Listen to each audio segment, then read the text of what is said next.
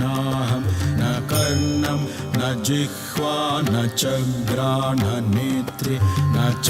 व्योम भूमिर्न तेजो न वायु चिदानन्दरूप शिवोऽहं शिवोऽहम् न च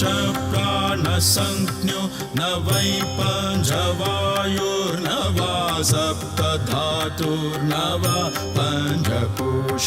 न वाक्पाणिपादो न चोपस्थपायो चिदानन्दरूप शिवोऽहं शिवोऽहम्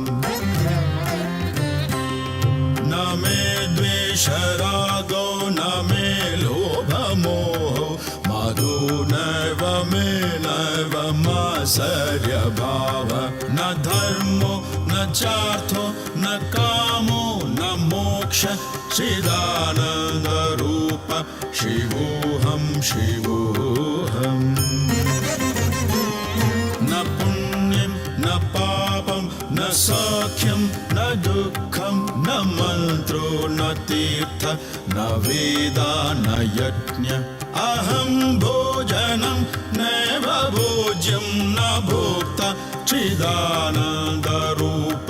शिवोऽहं शिवोऽहम्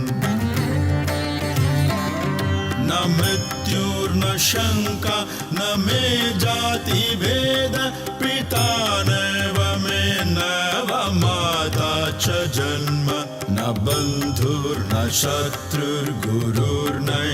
शिष्य चिदानन्दरूप शिवोऽहं शिवोऽहम् अहं निर्विकल्पो निराकाररूपो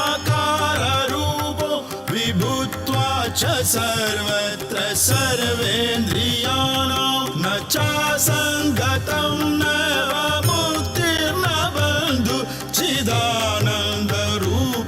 शिवोऽहं शिवोऽहं शिवो